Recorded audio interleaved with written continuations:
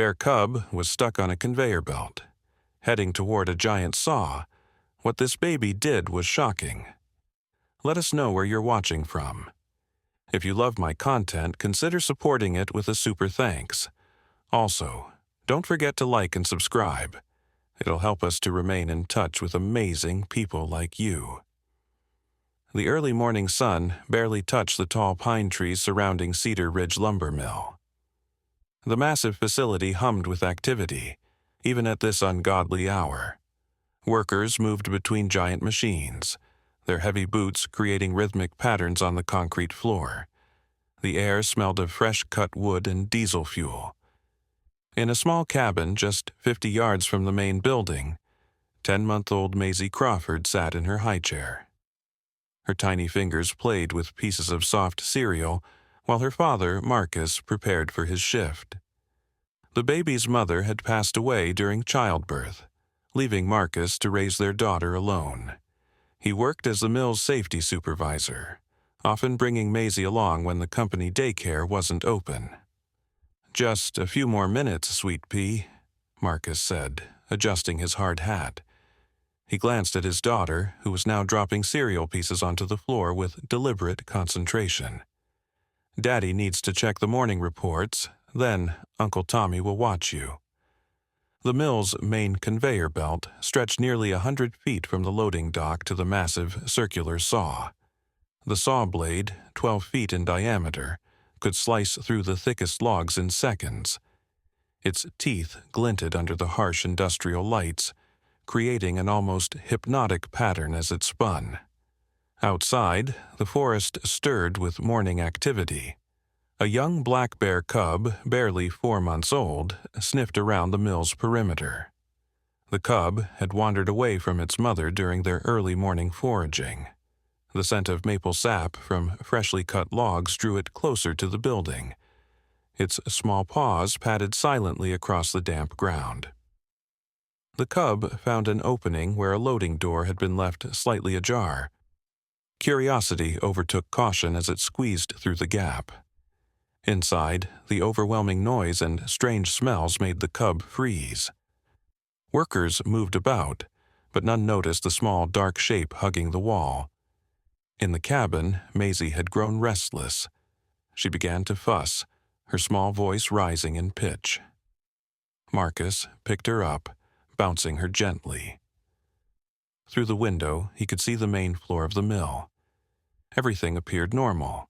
The conveyor belt moved steadily, carrying logs toward the saw. "Shh, it's okay," he whispered to Maisie, who had suddenly gone quiet. Her blue eyes were fixed on something outside the window. Her tiny hand pointed insistently at the mill floor. The bear cub, startled by a worker passing nearby, had scrambled onto the nearest surface, the moving conveyor belt. Its claws couldn't find purchase on the smooth rubber surface. The belt's steady motion carried it forward, toward the spinning saw blade at the far end. Marcus followed his daughter's gaze, but saw only the usual mill operations. The conveyor belt was partially obscured by stacks of lumber. He turned away, missing the moment when the cub's terrified form came into view. Maisie's pointing became more urgent. She made a sound that was neither crying nor laughing, something primal that made Marcus look again. This time, through a gap between the lumber stacks, he caught a glimpse of dark fur on the belt. "What the?" Marcus's words died in his throat. The small bear cub was sliding helplessly along the conveyor, its frightened whimpers lost in the mill's din. The saw blade waited at the end, its teeth catching the light with each rotation. The other workers continued their tasks, unaware of the drama unfolding. The cub was now halfway to the saw. Its small body trembled as it tried desperately to escape the belt's relentless pull. Marcus set Maisie down in her playpen and rushed toward the door. But Maisie, with surprising determination, pulled herself up using the playpen's bars. Her eyes never left the window. Something in her infant mind understood the danger, understood that the small creature needed help. As Marcus fumbled with the cabin door, Maisie did something extraordinary.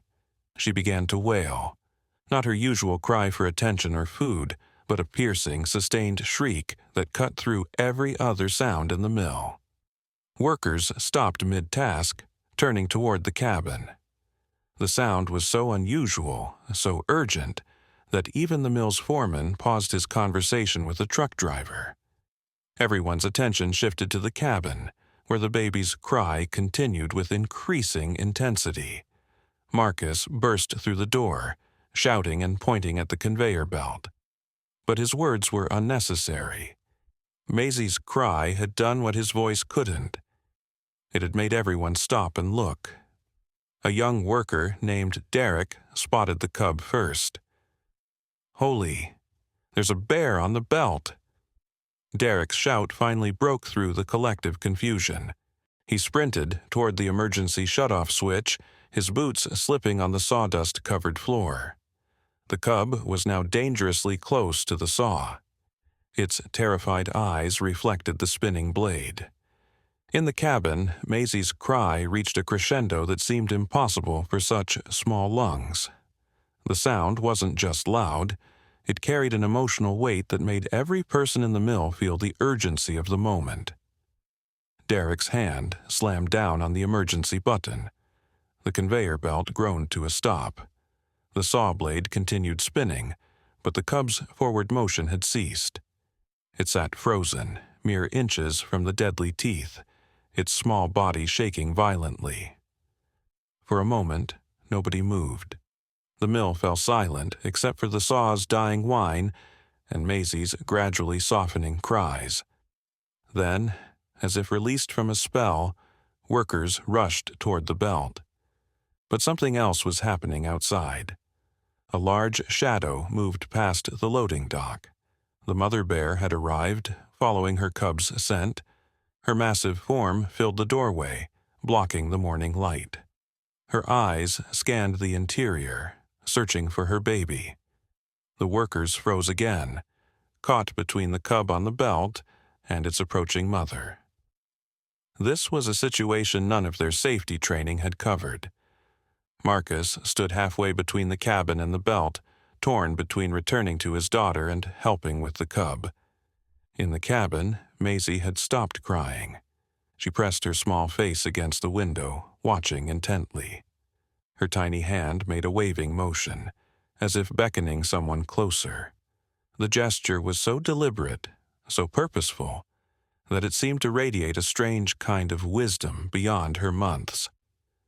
The mother bear's growl rumbled through the mill like distant thunder. Workers began backing away slowly, their movements careful and measured. The cub, hearing its mother, let out a plaintive cry that echoed off the metal walls. What happened next would become legend in Cedar Ridge. As the massive bear entered the mill, her eyes locked not on the workers or the dangerous machinery, but on the small window where a human baby watched with innocent fascination. For a long moment, two mothers' children, one human, one bear, seemed to share an understanding that transcended species. The morning sun climbed higher, casting long shadows across the mill floor. The crisis that had begun with a curious cub's misadventure was far from over. But in that frozen moment, with workers holding their breath and machinery standing still, something profound was about to unfold. Something that would challenge everything the people of Cedar Ridge thought they knew about the connection between humans and nature. Marcus took a tentative step toward the belt, his eyes never leaving the mother bear. Behind him, in the cabin, his daughter made another sound. Not a cry this time, but a soft cooing that seemed to float across the tense atmosphere like a gentle breeze. The stage was set for something extraordinary. The players, a baby, a cub, worried workers, and a fierce mother bear, were all in position. What would happen next would blur the lines between instinct and intelligence, between fear and trust, between the wild and the civilized. The mill clock showed 6:47 a.m. In 13 minutes, the morning shift would officially begin. But for everyone present, time had already stopped. They were witnesses to something that challenged their understanding of the world. Something that started with a baby's cry and a cub's misfortune, but was about to become so much more. The mother bear's massive frame cast a dark shadow across the mill floor. Her breath came in heavy puffs, visible in the cool morning air that drifted through the open loading dock. Every muscle in her body was coiled, ready to spring. The workers remained frozen, their bodies pressed against walls and machinery, trying to become invisible. Derek, still standing by the emergency shutoff switch, felt sweat trickle down his spine despite the morning chill. His hand trembled as he slowly reached for his radio. The movement caught the bear's attention. Her head swiveled toward him, dark eyes narrowing. Derek froze mid-reach, his arms suspended awkwardly in the air. On the conveyor belt, the small cub whimpered again. The sound was soft, almost lost in the vast space of the mill, but to the mother bear, it might as well have been a thunderclap. She took a step forward, her massive paws making surprisingly little noise on the concrete floor. In the cabin, Maisie had pulled herself up to standing, her tiny fingers gripping the window ledge. Her blue eyes tracked the mother bear's movement with an intensity that seemed impossible for someone so young. She made another soft cooing sound, this one longer and more musical than before. The sound drifted through the partially open cabin door. Marcus, caught between rushing back to his daughter and staying to help with the situation, noticed something strange. The mother bear's ears twitched at the baby's sound. Her aggressive posture seemed to soften, just barely, but enough for Marcus to notice. The mill foreman, Roger Chen, stood near the main electrical panel. He'd been in the lumber business for 30 years, had seen his share of wildlife encounters, but nothing like this. His hand hovered near the main power switch. One flip, and the entire mill would shut down, including the saw that was still spinning mere inches from the cub. But Roger hesitated. Sudden darkness might panic the bear more. The delicate balance of the moment hung on decisions measured in heartbeats. He caught Marcus's eye, silently asking what to do. Marcus took a careful step backward, toward the cabin. "Everyone stay calm," he said, his voice barely above a whisper, but carrying clearly in the tense silence. "No sudden movements." The mother bear's attention shifted to Marcus. She studied him with an intelligence that made his skin prickle. Her nose twitched, scenting the air. She could smell her cub's fear, the worker's sweat, and something else. The sweet, milky scent of a human baby. Maisie chose that moment to laugh. It wasn't a big laugh, just a small giggle that bubbled up from her tiny chest.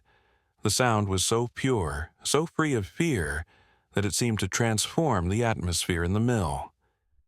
The mother bear's head tilted slightly, a gesture almost dog-like in its curiosity. The cub on the belt tried again to move. Its small claws scraped against the rubber surface, creating a sound like fingernails on a chalkboard. The noise made everyone wince, including the mother bear. She moved closer to the belt, her bulk surprisingly graceful. Tommy O'Brien, Marcus's friend and the designated babysitter for the morning, had just arrived at the mill.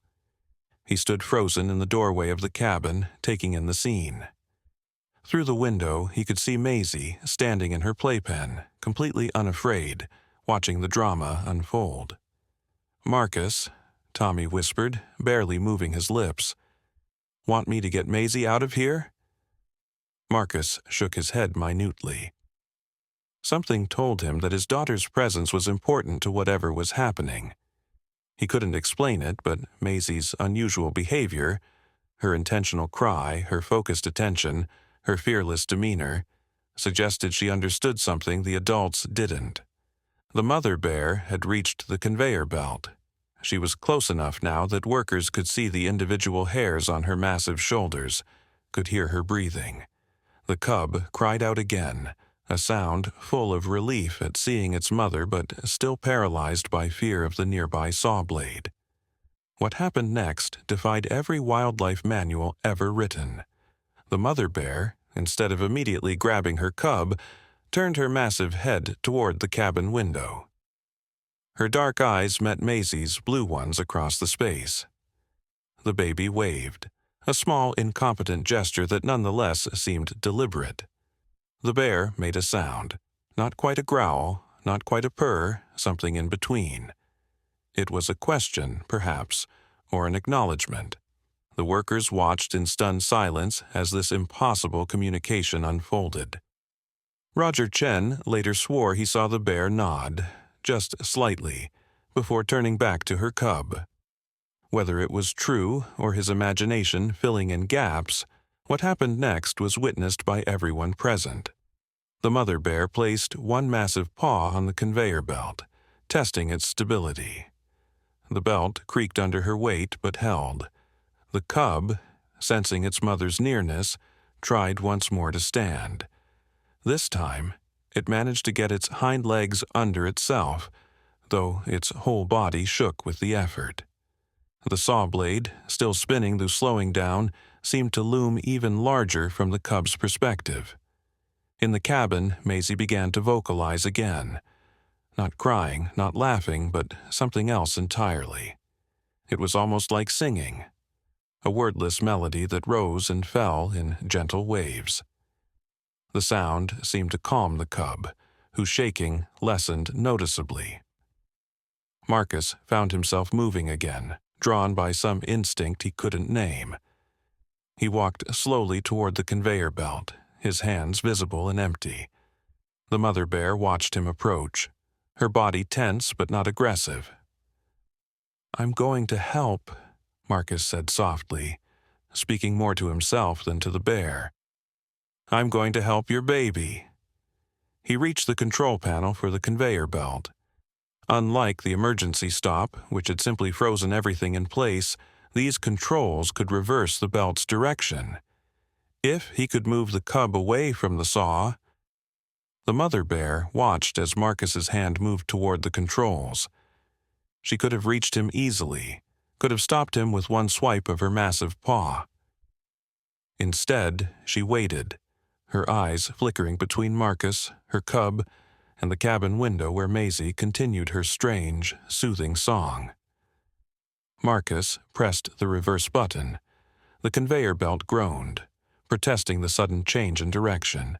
Slowly, painfully slowly, it began to move backward.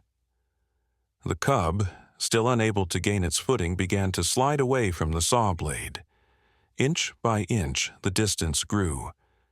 The mother bear moved alongside the belt, keeping pace with her cub. Her massive head stayed close to the surface, making soft, encouraging sounds that seemed to echo Maisie's continuing melody. The workers remained frozen, afraid that any movement might break whatever spell was keeping the bear calm. Derek still stood by the emergency switch, his hand cramping from being held in the same position for so long. Roger had given up on the main power switch, instead pulling out his phone to record what was surely the most extraordinary wildlife encounter he'd ever witnessed. The conveyor belt had moved the cub about 10 feet from the saw when mechanical problems arose. The belt stuttered, stopped, then lurched forward again. The old machinery, not designed for sudden reversals, was beginning to fail. The cub, startled by the lurching motion, lost what little balance it had gained. It tumbled sideways, its small body rolling dangerously close to the edge of the belt. If it fell, the drop was only 3 feet, but for such a small creature it could mean injury. The mother bear reacted instantly, but instead of lunging for her cub, she did something that made every human in the mill question their understanding of animal behavior. She looked directly at Marcus and made a distinct gesture with her head, a clear nod toward the failing belt controls. Marcus understood immediately. He abandoned the reverse button and instead hit the stop button again. The belt ground to a complete halt. But now the cub was stranded on a stationary belt, still unable to navigate the slick surface, still too close to the saw for anyone's comfort. In the cabin, Maisie's song changed. It became more urgent, more insistent. She was no longer just standing, but bouncing slightly, her whole tiny body involved in whatever message she was trying to convey. Tommy, still in the cabin doorway, felt the hair on his arms stand up. "Marcus," he called softly, I think Maisie's trying to tell us something." It was absurd. Maisie was 10 months old. She couldn't even speak yet. But as Tommy watched her deliberate movements, her focused expression, her continued vocalizations that seemed to have rhythm and purpose, he couldn't shake the feeling that she was indeed communicating. The mother bear seemed to agree. She had turned her attention back to the cabin, her massive body oriented toward Maisie rather than her cub. It was as if she was waiting for something, some signal or instruction from the tiny human. Marcus made a decision that would haunt him for weeks afterward, even though it turned out to be the right one. "Tommy," he said, his voice steady despite his racing heart, "bring Maisie here." Every worker in the mill made some sound of protest. Even Roger, who'd seen it all, started forward.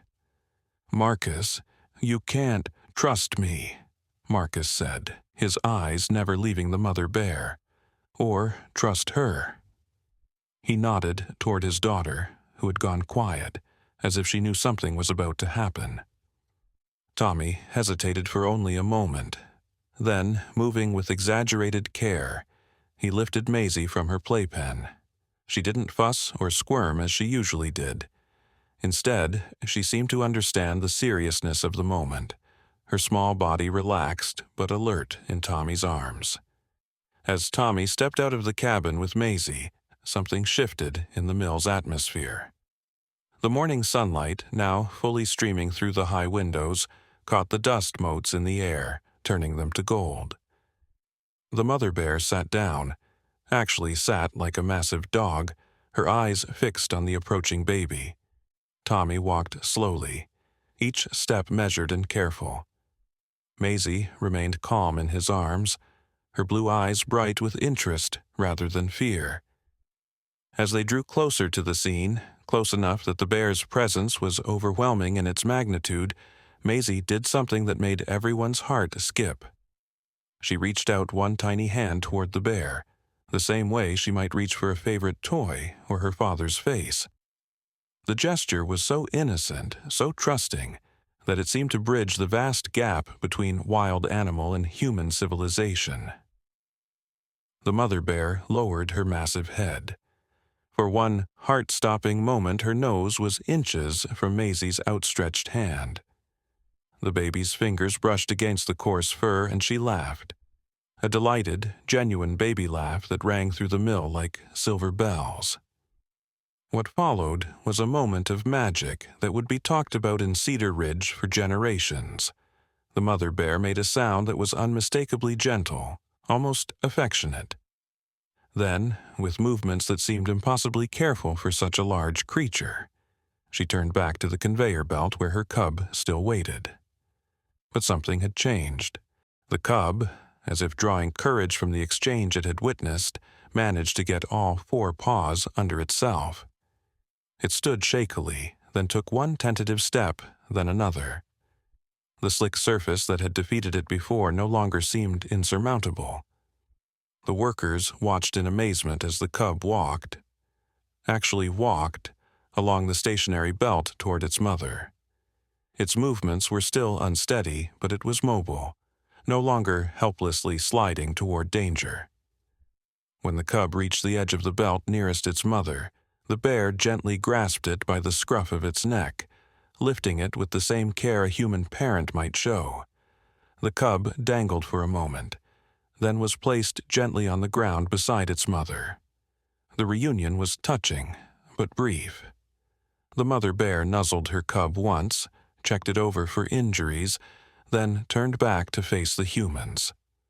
Her eyes found Maisie again, held her gaze for a long moment that seemed to stretch beyond the boundaries of species and understanding. Then, with her cub following close beside her, the mother bear walked toward the loading dock. She paused once at the entrance, looking back over her shoulder. The look seemed to encompass everyone. The workers who had stayed still when movement might have meant disaster, Marcus, who had risked so much, Tommy, who had trusted enough to bring a baby into a dangerous situation, and most of all, Maisie herself. The bears disappeared into the morning forest, leaving behind a mill full of people who would never quite see the world the same way again. In the sudden quiet, Maisie yawned, apparently exhausted by her unusual morning adventure.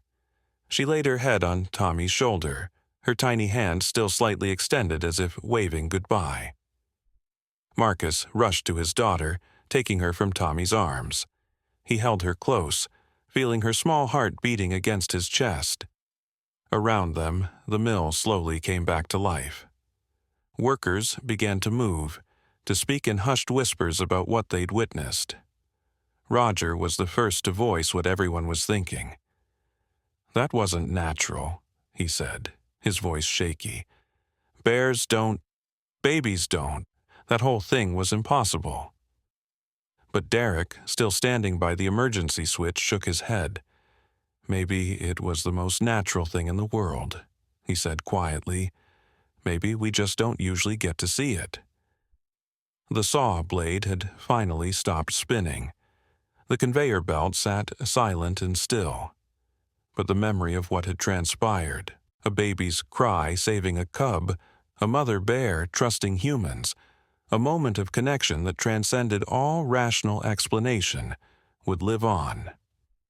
As Marcus carried Maisie back to the cabin, he couldn't shake the feeling that his daughter had known something, understood something that the adults had missed.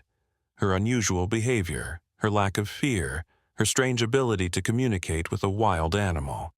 It all pointed to something beyond normal infant development. The clock on the wall showed 7 a.m. The morning shift was officially beginning, but for those who had witnessed the events of the past 13 minutes, the regular workday seemed almost surreal. How did you go back to cutting lumber after seeing a miracle? As workers slowly returned to their stations, the story began to spread. By lunch, everyone at Cedar Ridge Lumber Mill would know about the baby who saved a bear cub. By evening, the whole town would be talking about it. But for now, in the quiet aftermath, those who had been there simply tried to process what they'd seen. Maisie slept peacefully in her father's arms, unaware that she had just changed the lives of everyone around her. Or perhaps, Marcus thought as he watched his daughter's serene face, she was perfectly aware. Perhaps that was the most unsettling and wonderful part of all.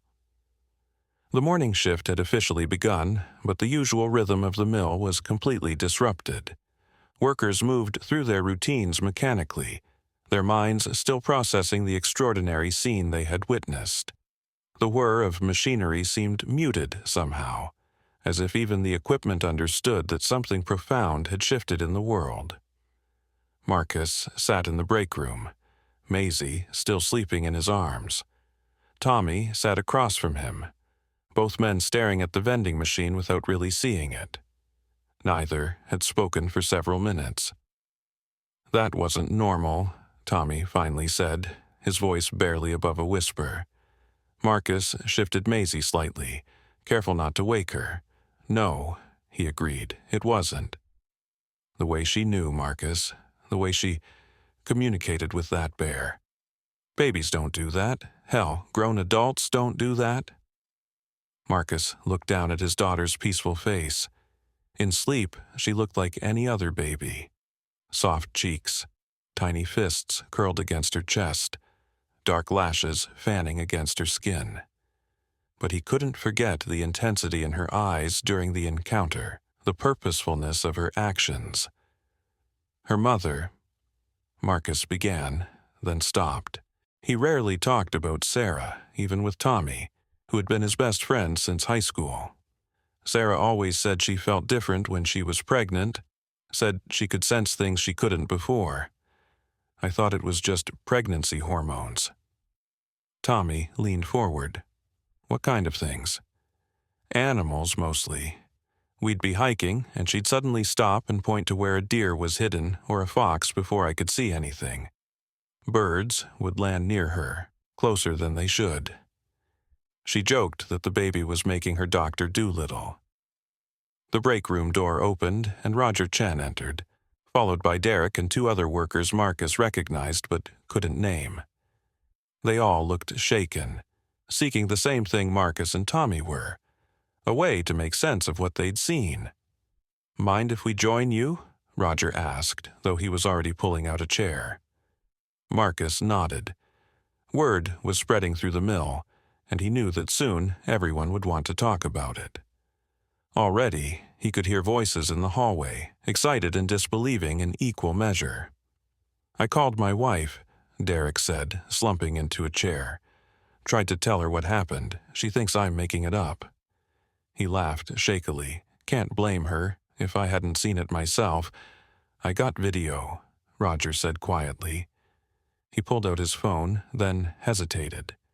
"Not sure I should share it, though. Feels private, somehow. Like we witnessed something sacred." Maisie stirred in Marcus's arms, making a small sound that wasn't quite a cry. Her eyes opened slowly, focusing on her father's face. Then, to everyone's surprise, she turned her head and looked directly at Roger, as if she understood they were talking about her. "Hello, little miracle worker," Roger said softly. Maisie responded with a smile that seemed far too knowing for a 10-month-old. The door burst open again, and Julie Martinez, the mill's administrative assistant, rushed in. Her usually perfectly styled hair was disheveled, and her eyes were wide with excitement. "Marcus, there's someone here to see you. Says it's urgent. Something about—" She paused, glancing at Maisie. "About your daughter."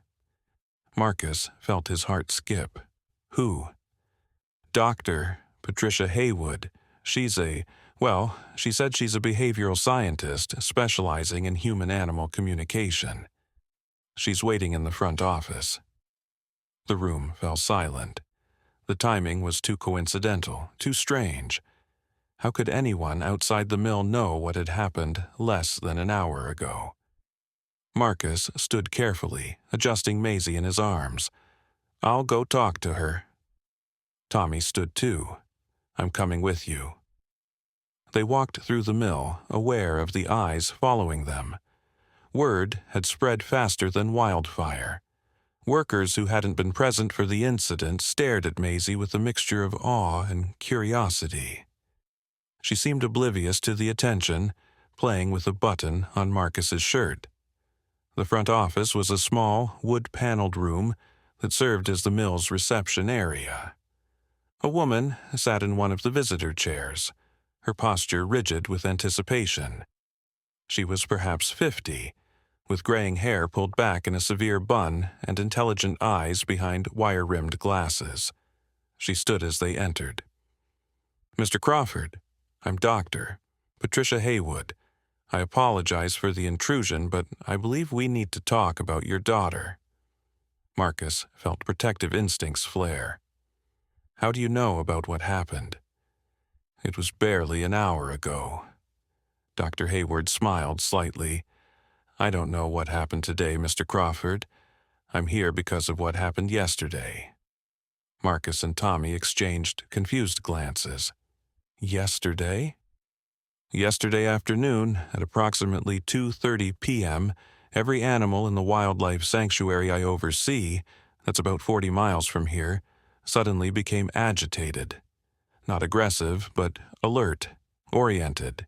They all faced the same direction, northeast, toward Cedar Ridge." She paused, studying Maisie. "Toward here. That's—" Tommy started, then stopped, unsure how to finish. "Impossible? Yes, I thought so too. Until this morning." Dr. Hayward pulled out a tablet. At 6:51 a.m., the exact same behavior. Every animal, bears, wolves, foxes, even the birds, all stopped what they were doing and faced this direction. The episode lasted approximately 13 minutes. Marcus felt the blood drain from his face. That was exactly the time frame of the incident with the bears. He sank into a chair, Maisie gurgling happily in his lap, unaware of the implications of what was being discussed.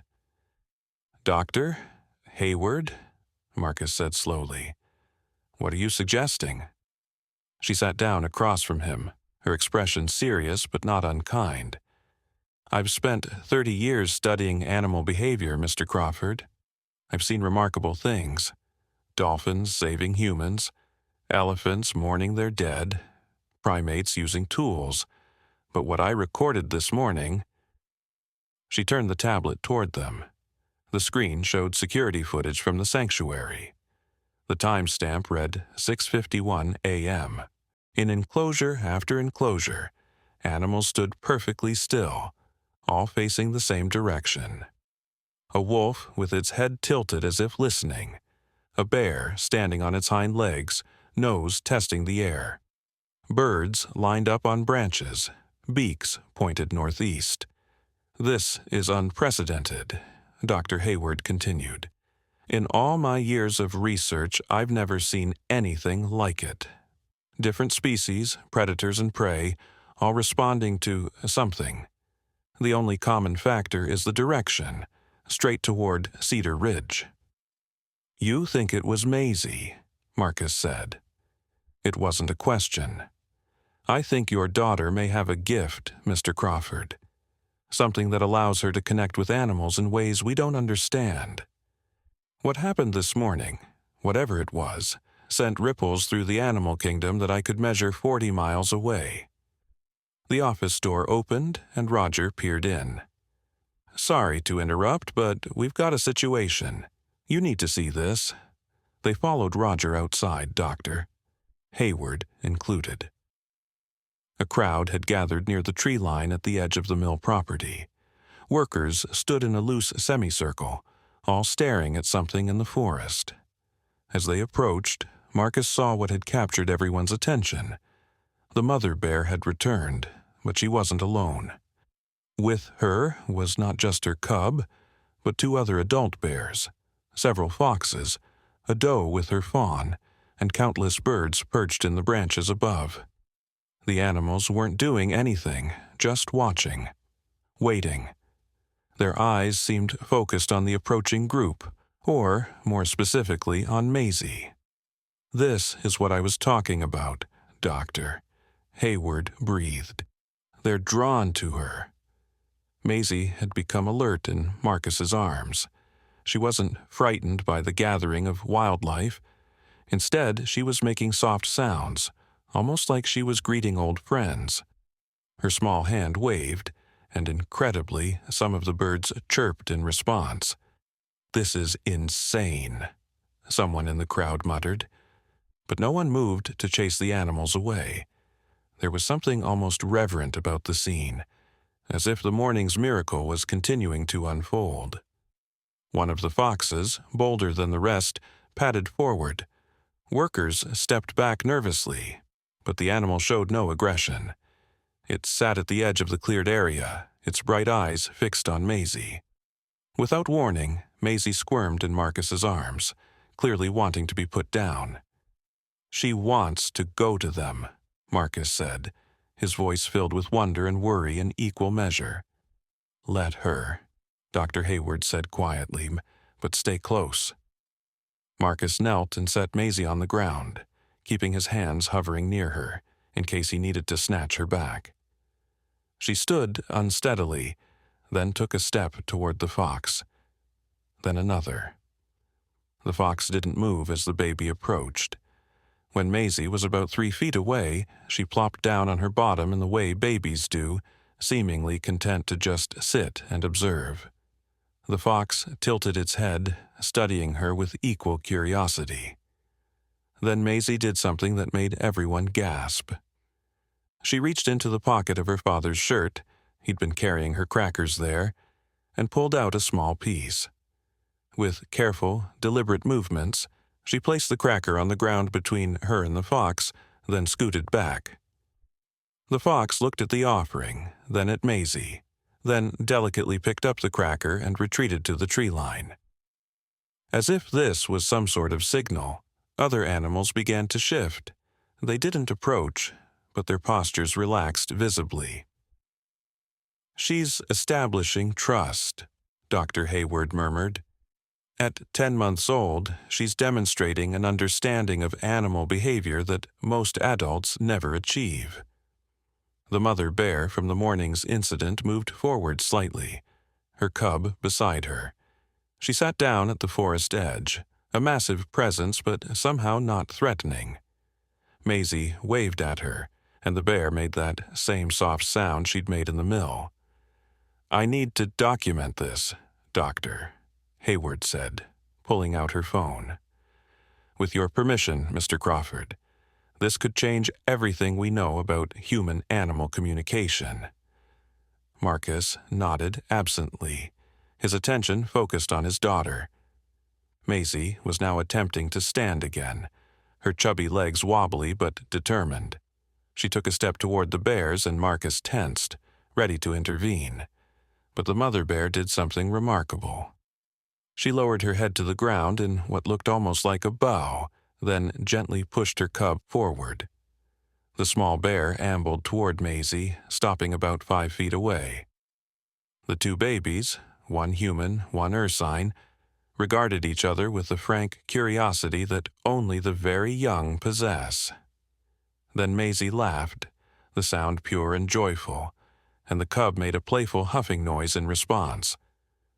"They're playing," Tommy said in amazement. "They're actually playing." And they were. Maisie would wave her arms and the cub would roll on the ground. The cub would make a sound and Maisie would clap. It was like watching two toddlers who didn't speak the same language but understood each other perfectly.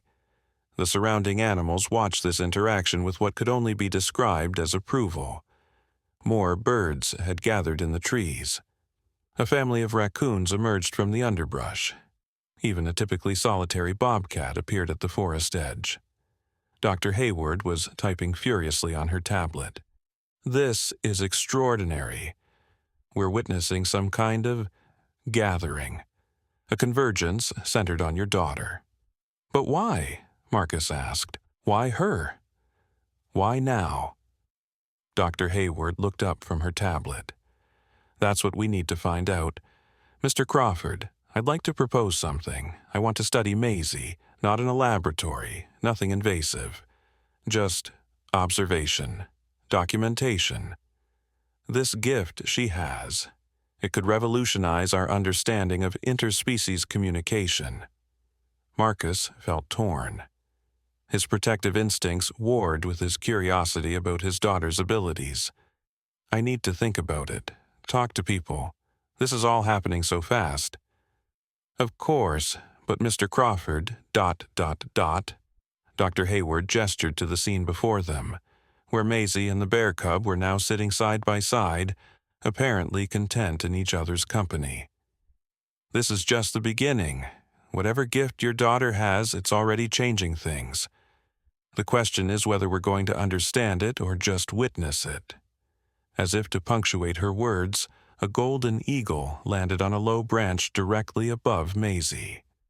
It was a magnificent bird, its wingspan impressive even folded. Eagles were rare in this area, especially this close to human habitation. The eagle looked down at Maisie with fierce yellow eyes. She looked up at it, and for a moment some kind of communication seemed to pass between them. Then the eagle spread its wings, not to fly, but in display, creating a canopy of feathers above the baby's head. The crowd of workers had grown. News was spreading beyond the mill now. Marcus could see people with phones, recording, sharing. By evening, he realized, the whole world might know about his daughter's gift. "We should go inside," Roger suggested.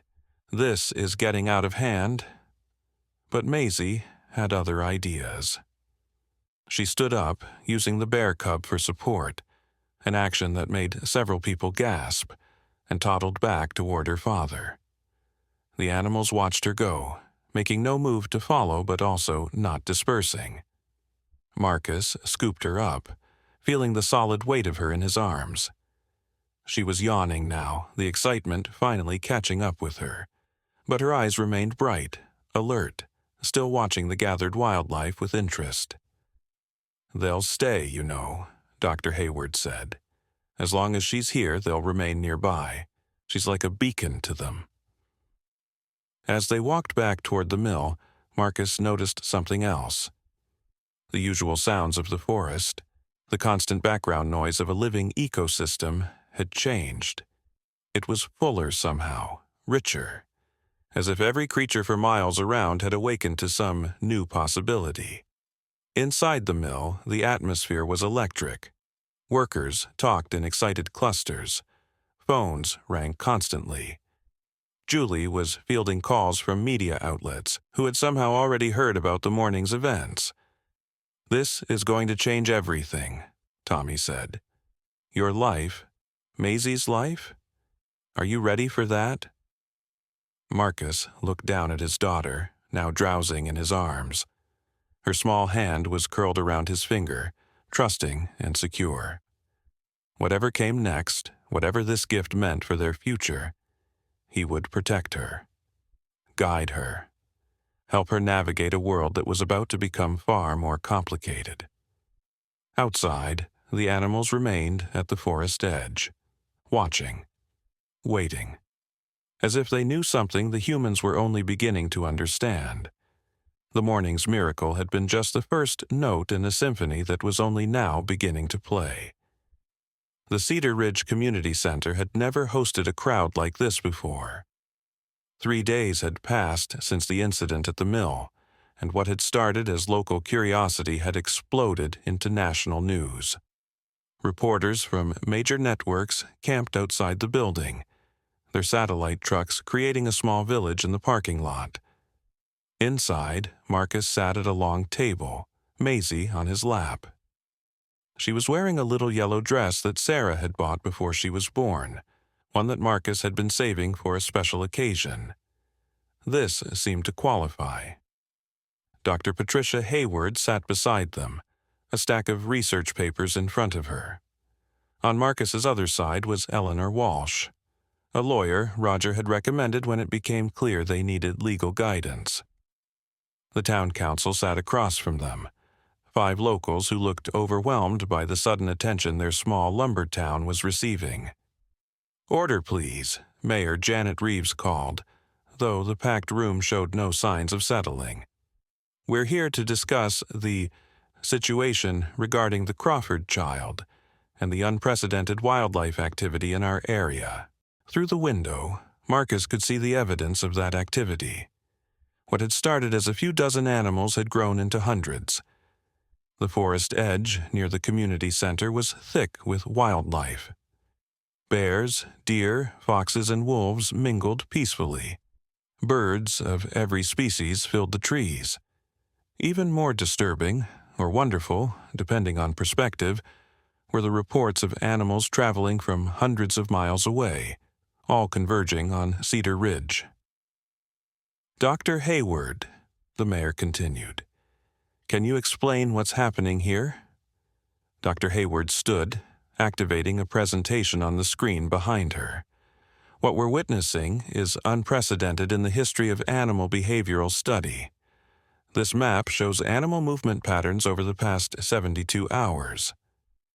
The screen displayed a map of the Pacific Northwest, overlaid with colored lines all leading to a single point, Cedar Ridge. The lines came from every direction, some originating from as far as Canada and California. These aren't just local animals," Dr. Hayward explained. "We've documented migrations that defy everything we know about territorial behavior, predators and prey traveling together, solitary animals moving in groups. Species that should be hibernating are active and moving." Councilmember Robert Chen, Roger's brother, raised his hand. "But why? What's drawing them here?"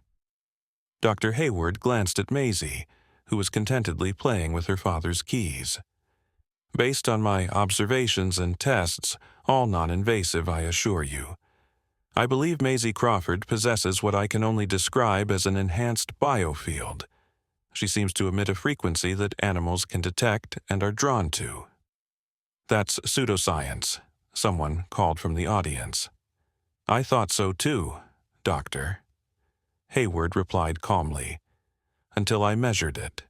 Using equipment typically used for studying electromagnetic fields, I've detected consistent anomalies around Maisie. The readings are unlike anything in the scientific literature. Maisie, as if aware she was being discussed, looked up and waved at the crowd. Several people waved back automatically, charmed by her innocent gesture. But Marcus noticed something else, a subtle shift in the energy of the room, a calming that seemed to emanate from his daughter. Eleanor Walsh stood.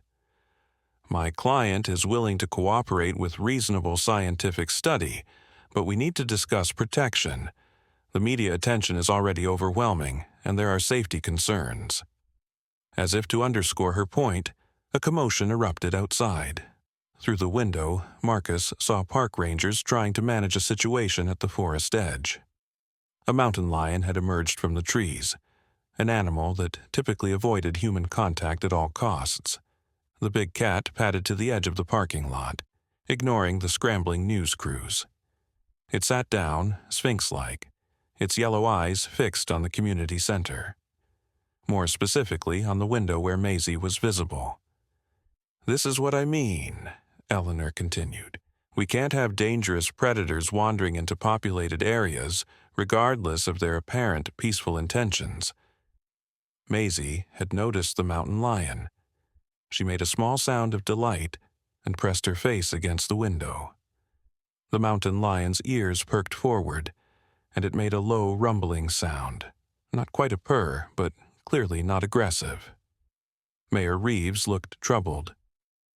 "We need to think about the town's safety and the economic impact. The logging industry is already affected. Workers are distracted. Tourists are flooding in.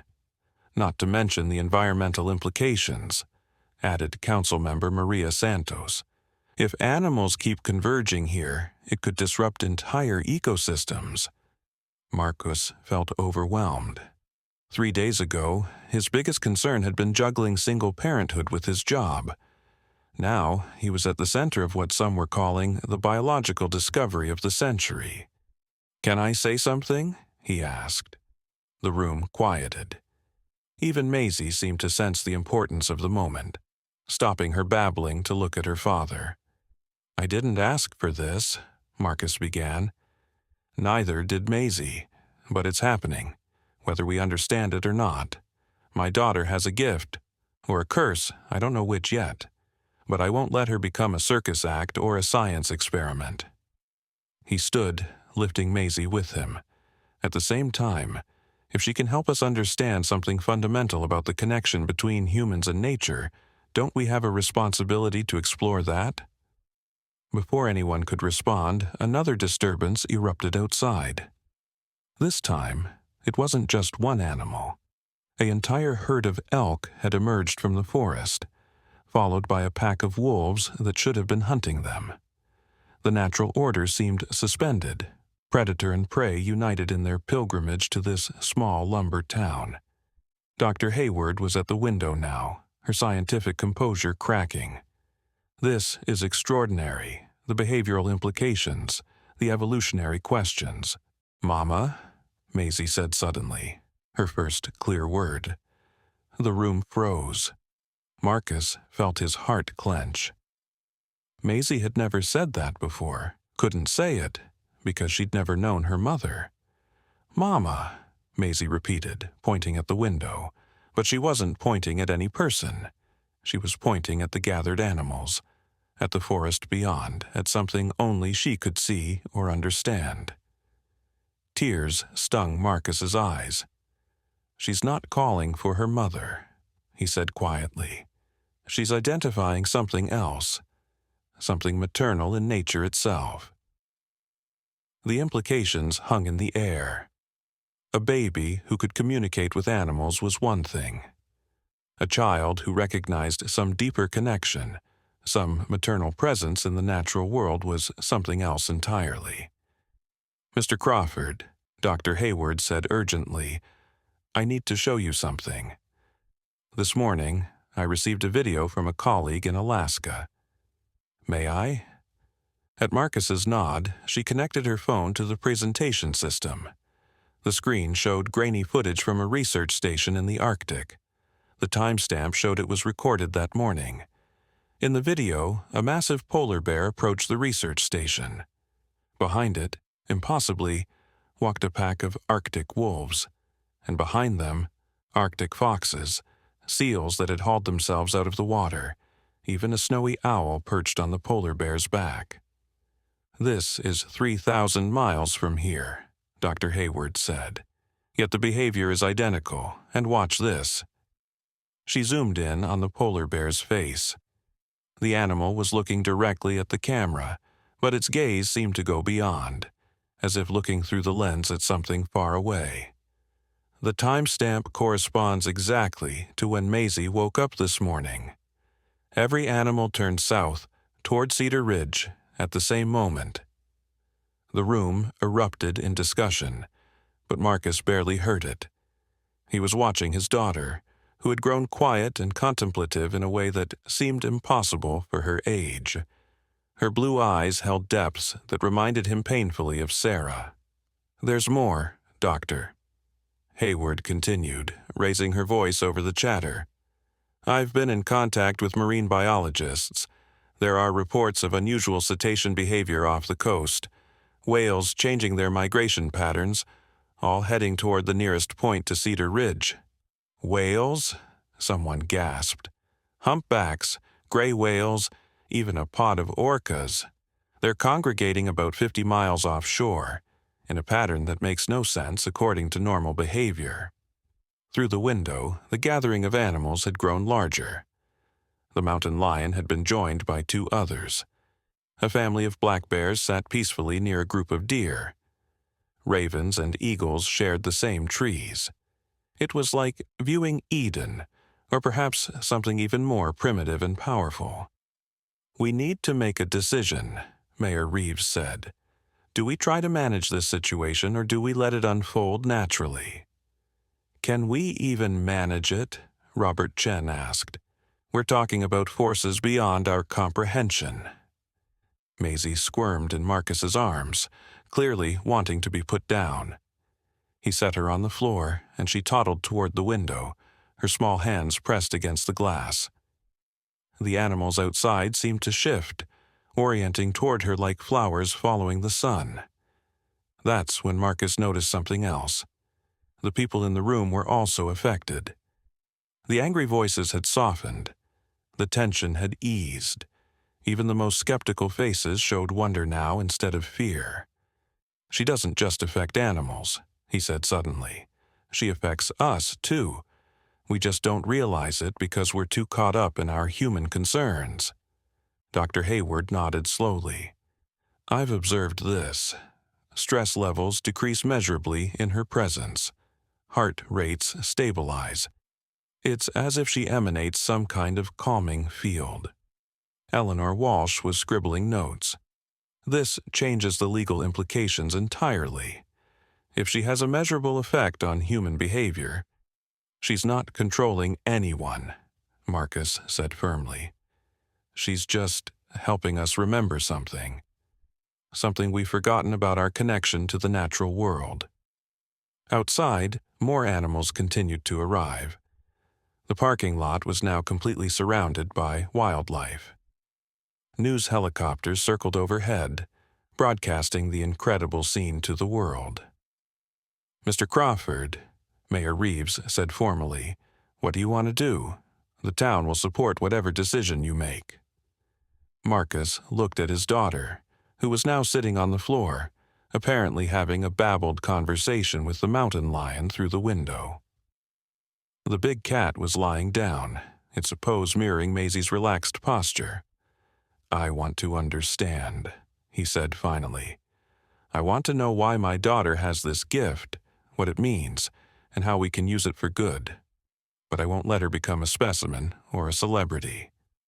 Dr. Hayward nodded. "I propose we establish a research center here in Cedar Ridge. Study the phenomenon where it's happening, without disrupting Maisie's normal life. We could learn more about human-animal communication than we have in centuries of traditional research." "And the animals?" someone asked. "What do we do about them?" As if in answer, Maisie stood up and toddled back to her father. She raised her arms, and when Marcus picked her up, she pointed toward the door. "Outside," she said clearly. "Go outside." It was only her second word of the day, but it carried weight. The room fell silent again. "She wants to go to them," Marcus said unnecessarily. "Is that safe?" Mayor Reeves asked. Dr. Hayward was already moving toward the door. "Based on everything I've observed, Maisie is probably the safest person in the world around these animals. They're not here to harm her. They're here to, I don't know, pay homage, protect her, learn from her." Eleanor Walsh stood up. "If we're doing this, we do it right.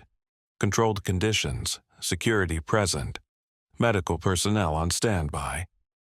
But Maisie was already reaching for the door, her intent clear. And Marcus found himself moving, drawn by his daughter's certainty as much as the animals outside were drawn by her presence. As they approached the exit, Marcus caught a glimpse of the larger crowd outside. Not just reporters now, but ordinary people who had traveled to witness this phenomenon.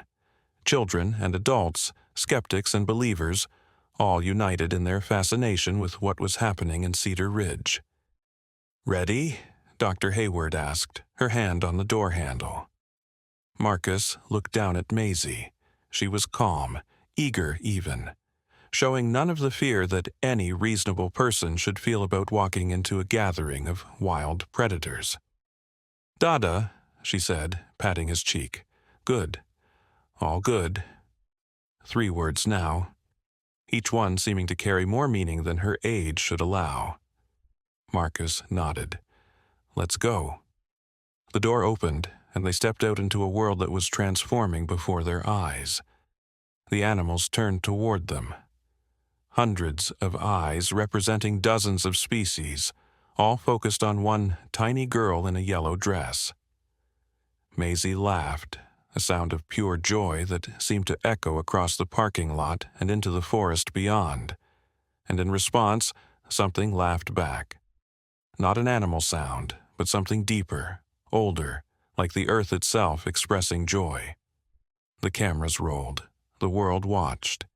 And in Cedar Ridge, a new chapter in the relationship between humanity and nature began to unfold. As they walked toward the gathering of animals, Marcus felt Sarah's presence stronger than he had since her death. It was as if she was there in the wind, in the rustle of leaves, in the gentle way the animals parted to create a path for them. "Mama," Maisie said again. But this time Marcus understood. She wasn't calling for her mother. She was acknowledging her, in the eyes of every creature, in the living pulse of the natural world, in the mysterious gift that connected all living things. The mountain lion stood as they approached, but it wasn't a threatening gesture. It was almost respectful, like a courtier acknowledging royalty. Other animals followed suit, bears rising to their feet, wolves sitting at attention, birds falling silent in the trees. Dr. Hayward walked beside them, her scientific instruments forgotten, tears streaming down her face. "In all my years," she whispered, "I never imagined." But Marcus wasn't listening. He was watching his daughter, seeing her truly for perhaps the first time. Not just as his baby, his responsibility, his joy, and his heartache, but as something more. A bridge, a translator, a reminder of what humanity had lost and might yet rediscover. The circle of animals parted further, creating a clear space in the center. Without hesitation, Marcus walked into it and set Maisie down. She stood there, tiny and perfect, surrounded by creatures that should have terrified her, but instead seemed to complete her. And then, in a moment that would be replayed on news channels around the world, the animals began to move. Not chaotically, but with purpose. They formed concentric circles around Maisie, predators and prey alternating, large and small interspersed, creating a living mandala with a baby at its center. The silence was profound. Even the helicopters seemed to have quieted their engines. In that moment, everyone present, human and animal alike, felt connected to something larger than themselves. Maisie raised her arms and spun slowly, laughing, and the animals moved with her, the circles rotating in opposite directions, creating a dance that was both ancient and immediate. "This isn't random," Dr. Hayward breathed. This is communication, language. They're telling us something." Marcus felt it too. A message without words, a truth beyond language, about connection, about unity, about the delicate web that connected all living things and that his daughter, somehow, had the ability to strengthen and reveal. The dance continued, and the world held its breath. In Cedar Ridge, on an ordinary Thursday morning that had become anything but ordinary, the boundaries between human and nature, between possible and impossible, began to dissolve. And at the center of it all, a little girl in a yellow dress laughed with pure delight, conducting a symphony that had been waiting millennia to be played. The circles of animals continued their ancient dance for exactly 13 minutes, the same duration as the original incident at the mill. Then, as if responding to some unheard signal, they began to slow. The great mandala of living creatures gradually came to rest, but remained in their circular formation, all eyes on the small figure at their center. Maisie stood perfectly still now, her laughter fading to a serene smile. She raised one tiny hand toward the sky, and every bird in the surrounding trees took flight simultaneously. They didn't flee. Instead, they formed a spiral above the gathering, their wings catching the morning sun and casting dancing shadows on the ground below. Marcus watched in awe as his daughter lowered her hand, and the birds descended, landing in perfect formation on the backs and heads of the larger animals. A golden eagle settled on the mountain lion's shoulders. Ravens perched on the bears. Sparrows lined up along the wolves' backs. It was as if the entire natural world had become a single, breathing organism. Then Maisie spoke. Not in baby talk, not in simple words, but in a clear, pure voice that seemed impossible from such a small throat. "Time to remember." The words rippled through the crowd like a physical force. Several people gasped. Dr. Hayward dropped her tablet. Even the reporters fell silent, their cameras still rolling, but their commentary stopped. Maisie turned in a slow circle, making eye contact with each section of the crowd, animals and humans alike. When her gaze met Marcus's, he saw something ancient in his daughter's eyes, something that was both Maisie and not Maisie, something that reminded him overwhelmingly of Sarah. "We forgot," Maisie continued, her voice carrying despite its softness. "Humans forgot, but they remember." She gestured to the animals around her. They always remembered. The connection, the song, the dance of all living things. Tears were streaming down Marcus's face now. He wasn't alone. Throughout the crowd, people wept openly, touched by something they couldn't name but felt in their bones. A massive grizzly bear, larger than any Marcus had ever seen, lumbered forward from the outer circle. It approached Maisie slowly, each step deliberate and careful. When it reached her, it lowered its enormous head until its nose touched her outstretched palm. In that moment of contact, something visible passed between them. A shimmer in the air, a ripple of energy that expanded outward like rings on a pond. As it touched each animal, they made sounds not their normal calls, but something harmonious, musical. The wolves howled in harmony. The birds trilled in counterpoint. The bears added a deep, thrumming bass. The sound was hauntingly beautiful, unlike anything anyone had ever heard. It was the song of the wild, the voice of nature itself, channeled through hundreds of throats in perfect unity. And then the humans began to feel it too. Starting with the children in the crowd, people began to hum along. They didn't know the melody, but somehow their voices found it. Marcus felt his own throat opening, adding his voice to the chorus. Even the skeptics, the reporters, the politicians, all were swept up in the primal song. Maisie stood at the center of it all, her small arms spread wide, conducting this impossible choir. Her yellow dress fluttered in a breeze that seemed to come from nowhere and everywhere at once. As the song reached a crescendo, the air itself seemed to shimmer. For just a moment, the boundaries dissolved completely. Marcus could feel what the wolf felt, see through the eagle's eyes, understand the bear's ancient wisdom. Every person present experienced the same dissolution of self, the same expansion into something greater. In that eternal instant they remembered when humans and animals spoke the same language, remembered when the forest was home, not resource, remembered when every creature knew its place in the great web of existence. And then, as gently as it had built, the song began to fade.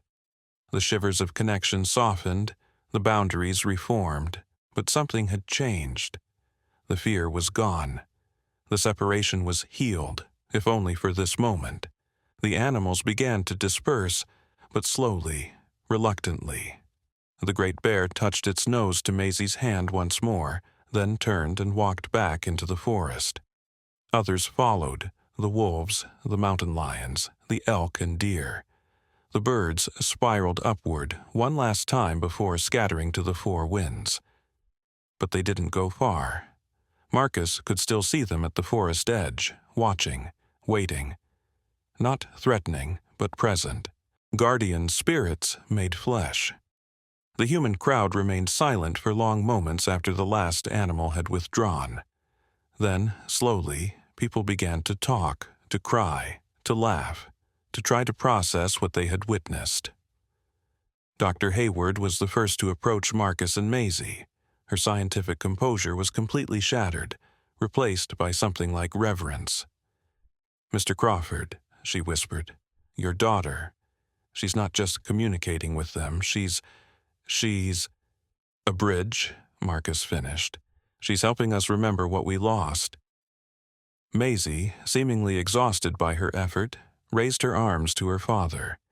As Marcus picked her up, she reverted to being simply his baby girl, tired, a bit cranky, wanting her morning nap. But the wisdom in her eyes remained, a depth that spoke of mysteries yet to be revealed. "Dada," she mumbled against his shoulder. "All better now." Marcus held her close, feeling her small heart beating against his chest.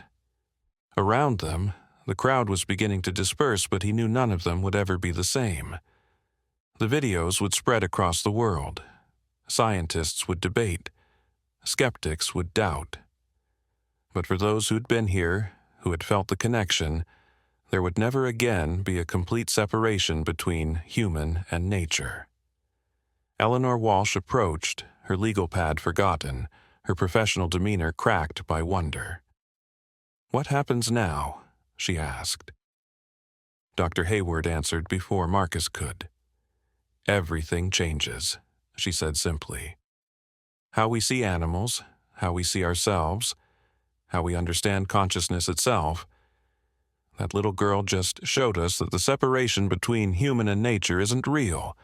It's something we created and can uncreate." Mayor Reeves joined them, looking older, but somehow lighter. "The town council will support whatever you decide, Mr. Crawford. If you want to leave, to find somewhere private to raise her away from all this." Marcus looked around at Cedar Ridge, his home now forever changed. He saw the mill in the distance, where it all began. He saw the forest, no longer just trees but a living presence full of watching eyes. He saw the people, his neighbors and strangers alike, all touched by what they'd witnessed. "No," he said firmly, "this is where we belong. This is where Maisie needs to be. Close to them." He nodded toward the forest. "Close to what she's helping us remember." As they walked back toward the community center, Maisie sleeping in his arms, Marcus felt Sarah's presence one more time. Not as a ghost or a memory, but as part of the living world around him. In the whisper of wind through leaves. In the distant call of a returning bird. In the soft breathing of his remarkable daughter. The reporters approached with questions, but Marcus waved them off. There would be time for interviews, for explanations, for the inevitable circus that would follow. But not now. Now was for quiet wonder, for integration, for accepting that the world was far more magical than anyone had dared believe. As they reached their car, Marcus saw a lone wolf sitting at the forest edge. It was watching them, but not in a predatory way, more like a guardian, a reminder, a promise. Maisie stirred in his arms, opening sleepy eyes. She saw the wolf and waved, and the wolf did something wolves don't do. It seemed to nod before melting back into the shadows. "The bridge is built," Dr. Hayward said softly. "The connection is restored. The question now is what humanity will do with this gift." Marcus buckled Maisie into her car seat, watching as she drifted back to sleep. His ordinary daughter, who was anything but ordinary, his miracle, his responsibility, his joy. As he drove home through streets that looked the same but would never be the same, Marcus made a silent promise. To Sarah, to Maisie, to the watching eyes in the forest. He would protect this gift, nurture it, help his daughter navigate a world that she was destined to change. Behind them, the community center faded into distance. But the animals remained at the forest edge, sentinels of a new chapter in Earth's story. A chapter that began with a bear cub on a conveyor belt and a baby's miraculous cry, but wouldn't end until humanity remembered its place in the great dance of existence. In her car seat, Maisie smiled in her sleep. And somewhere in the forest, a mother bear and her cub curled up together, both touching a world that was finally, impossibly, beginning to heal. The bridge was built, the song was sung. And in Cedar Ridge, where the mill wheels turned and the forest breathed, the first notes of a new harmony between human and nature continued to echo, rippling outward in waves that would eventually touch every corner of the earth. The story of the baby who saved a bear had become something greater. The story of a child who helped humanity save itself by remembering what it had always been. Not separate from nature, but part of it. Not masters, but family.